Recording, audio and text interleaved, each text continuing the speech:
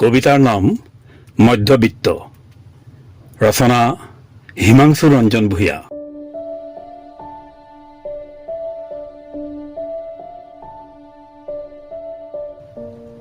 সপোন কিছুমান আমিও দেখো, যদিও জানো ভালদৰে কিছুমান সপোন দেখাৰ অধিকাৰৰ পৰা আমি বঞ্চিত।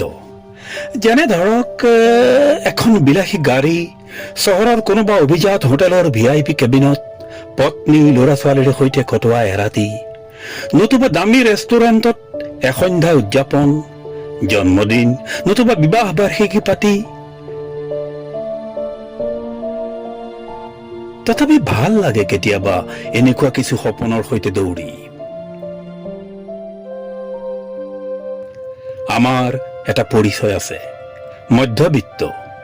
মানে সাধাৰণ ভাষাত পেটে ভাতে খাই থকা, আকালো নথকা, ভঁৰালো নথকা, কামৰ খকা খুন্দাতে জীৱনটোৰ আধাখিনি সময় কিদৰেনো পাৰ হৈ যায় গমকেই নাপাওঁচোন আমি।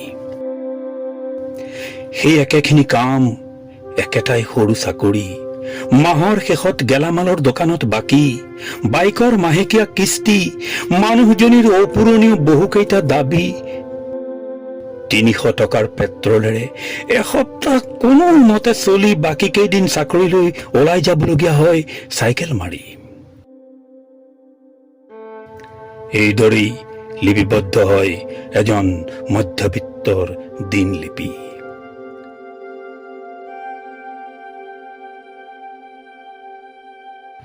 মাহেকৰ দৰমহা কেইটাৰে ঘৰখনৰ বহুতো হিচাপ দেখোন মিলাবই নোৱাৰি।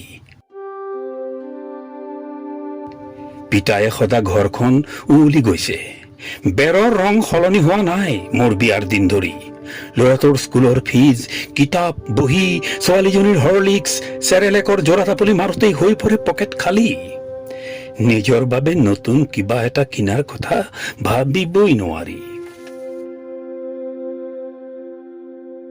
কাৰোবাৰ বিয়া বাৰুলৈ যাব লগা হলে কোনোবাই কেতিয়াবা উপহাৰ দিয়া চলা বা পেণ্টটো পিন্ধিয়েই পূৰণ কৰো মনৰ সন্তুষ্টি।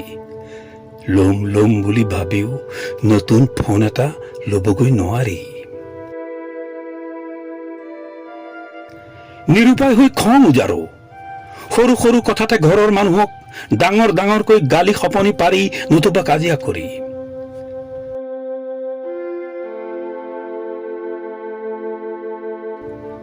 বজাৰত জুই জ্বলিলে আমি মৰিব লাগে, সেই জুইকুৰাত জ্বলি পুৰি। গেছৰ দাম বাঢ়িলে, মিঠাতেল পিঁয়াজৰ দাম বাঢ়িলে আমি পুৰাও পেটৰ ভোক ভাতত কেৱল আলু গুটি দি।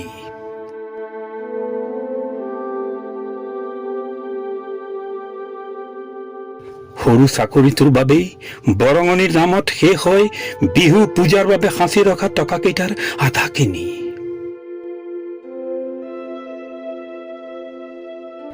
তথাপি সকলো দুখ মনৰ মাজতে ৰাখি গালে মুখে মলিয়ন এমুকৰ হাঁহি লৈ আমি পাৰ কৰোঁ মধ্যবিত্তৰ দিন ৰাতি।